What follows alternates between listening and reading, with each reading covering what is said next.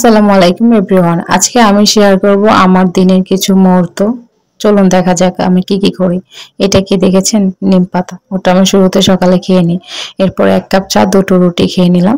এরপর রান্নাঘরে গিয়ে দেখলাম ওয়াও, এত সুন্দর টাকি মাছগুলো রয়েছে। এগুলো অবভিয়াসলি আমার আব্বু কালকে এনেছিল।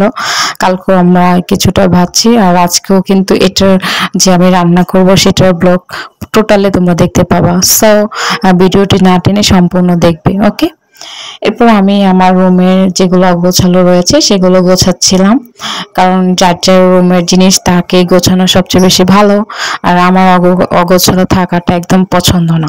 তো আমার কিছু কাপড় চোপড় রয়েছিল যেগুলো অগোছালো পড়ে আছে, তো এগুলো আমি এক এক করে ভাঁজ করে নিচ্ছি। তোমরা কি আমার মতো এরকম কাপড় চোপড় গোছাও, নাকি আম্মুর আশায় রেখে দাও বলো তো?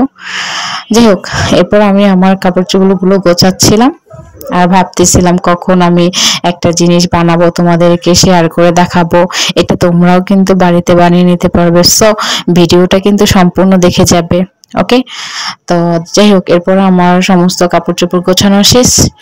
এরপর আমি হচ্ছে ড্রয়ারটাকে একটু গুছিয়ে নিচ্ছিলাম, কারণ ড্রয়ারটা যদি অগোছালো থাকে দেখতে ভালো দেখা যায় না।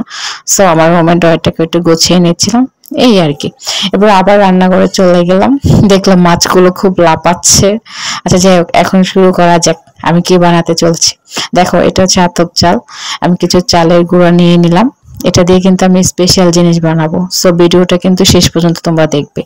এরপর আমি চালগুলোকে ব্লেন্ডারে দিয়ে গুঁড়ো করে নিচ্ছি, কারণ যেহেতু আমার কাছে গুঁড়ো চাল নেই, কারণ এটা দিয়ে তো আমি একটা জিনিস বানাবো। তোমরা শেষ পর্যন্ত দেখো। এরপর আমার চালটা গুঁড়ো হয়ে গেছে, কারণ বেশি পরিমাণ লাগবে না, একটু হলে চলতো, বাট আমি সবাই খাবে তো, তাই আমি একটু বেশি নিলাম। এরপর আমি পেঁয়াজ কুচি, মরিচ, এরপর হচ্ছে স্বাদ মতো এগুলো একসাথেই করে নিলাম। এরপর আমার লাগবে হচ্ছে 2টো ডিম। তো তোমরা চাইলে যেহেতু কম মানুষ খাবে তাহলে একটা ডিম নিয়ে নিতে পারো। সো আমি 2টো ডিম নিয়ে নিয়েছিলাম। এরপর এটাকে ভালো করে এখন আমি মিক্স করব। সো দেখতে থাকো, একটা সুন্দর রেসিপি কিন্তু না দেখে যাবে না। তো এরপর হচ্ছে আমি এটা 2টো ডিমটাকে ভেঙে নিলাম। ভেঙে নেওয়ার পরে এটাকে ভালোভাবে মিক্স করে নিচ্ছি, কারণ দেখা গেল এটা টোটালে একটা সুন্দর মিশ্রণ করতে হবে। তো এরপরে হচ্ছে আমি আস্তে আস্তে সবগুলোকে মিশ্রণ করে নিচ্ছি।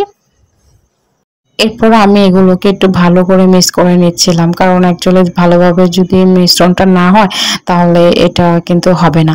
সো সেক্ষেত্রে তোমরা যদি বাসায় এটা ট্রাই করো তো এটা ভালো করে মিক্স করে নেবা, তাহলে দেখা গেল তোমাদের এটা ভালোভাবে ফুলবে আর কি। সো এটাকে কিন্তু ভালো করে মিক্স করে নিতে হবে। এরপর আমার বাটিতে এটা হচ্ছে না, কারণ যেহেতু আমি চালের গুঁড়োটা একটু বেশি পরিমাণে নিয়ে ফেলেছি। সো এই জন্য আমি পাতিলে ঢেলে নিচ্ছিলাম। তো এরপর হচ্ছে ভালো করে আবার কিছুক্ষণ নাড়াচাড়া করতেছিলাম। আর নাড়াচাড়া করার পরে তোমরা হচ্ছে দিয়ে দিবে এই চালের গুঁড়োটাকে, আর হচ্ছে দিবে একটু পানি দিলে সবচেয়ে বেশি বেটার হয়। সো তোমরা একটু পানি মিক্স করে নিবা। তো আমি একটু পানি মিক্স করে আবার এটাকে ভালোভাবে মিশ্রণ করে নিচ্ছি, যাতে কোনো দলামলা না থাকে।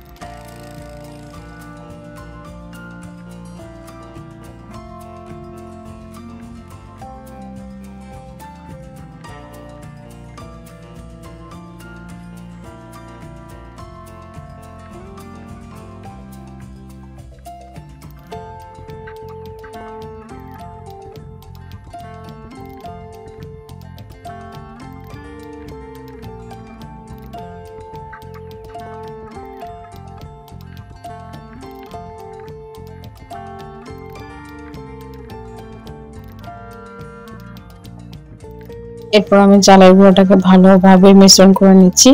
আর কি কি দিয়েছি সেটা তো তোমরা দেখেছো, লবণ আর একটু হলুদের গুঁড়ো আর একটু মরিচ। তো তোমরা তোমাদের স্বাদ মতো করে দিতে পারো, যে তুমি কাঁচা মরিচটাও ইউজ করেছি, তো সেক্ষেত্রে একটু ফাঁকি মরিচটাও দিয়ে নিচ্ছি। এরপর আমার কড়াইতে তেলটা গরম করে আমি কিন্তু এটা ছেড়ে দিচ্ছি। দেখো কি পরিমাণ ফুলে যাচ্ছে। এটা কিন্তু এক ধরনের ডিম পিঠা, ওকে? তোমরা সকালে কিন্তু এই নাস্তাটা অবভিয়াসলি খেতে পারো, খুব সুস্বাদু একটা নাস্তা, ওকে? সো দেখো এইভাবে আমি এক এক করে সবগুলো বানিয়ে ফেলেছি। লাস্টে কিন্তু আরেকটা মজার জিনিস আছে, যেটা আমি আমার নিজের হাতে তৈরি করেছি। দেখতে থাকো। সো সেটা রেসিপি যদি তোমরা চাও অবভিয়াসলি আমি দেব। দেখো এটা হচ্ছে পাঁপড় ভাজা, এটা আমি আমার নিজের হাতে তৈরি করেছি। একদম বাহিরে যেরকম পাঁপড়টা পাওয়া যায় সেম ভাবে তোমরা এটা বাসায় তৈরি করে খেতে পারো। সো এটা কিন্তু একদম অনেক সুন্দর। সো তোমরা যদি এটা রেসিপি দেখতে চাও আমাকে কমেন্ট করবে। দেখো পাঁপড়টা কত সুন্দরভাবে ফুলে উঠেছে। সো তোমরা যদি এই ধরনের রেসিপি দেখতে চাও তাহলে আমাকে কমেন্ট করবে। আর বাসায় কিন্তু তোমরা অবভিয়াসলি একদম মাস্ট সুন্দর পাঁপড় বানিয়ে নিজেরা সংরক্ষণ করে খেতে পারবে। সো দেখো পাঁপড়টা আমি এভাবে অনেকগুলো পাঁপড় ভেজে নিয়েছি। সো তোমরা চাইলে কিন্তু এভাবে বাসায় অনেকগুলো পাঁপড় ভাজতে পারো, বানিয়ে নিতে পারো। আর এটা রেসিপি কে কে দেখতে চাও আমাকে কমেন্ট করবে। তো দেখো কি সুন্দর পাঁপড়গুলো ফুলে উঠেছে, আর পাঁপড়গুলো কিন্তু খেতে এতটা সুস্বাদু যে বলার মতো না।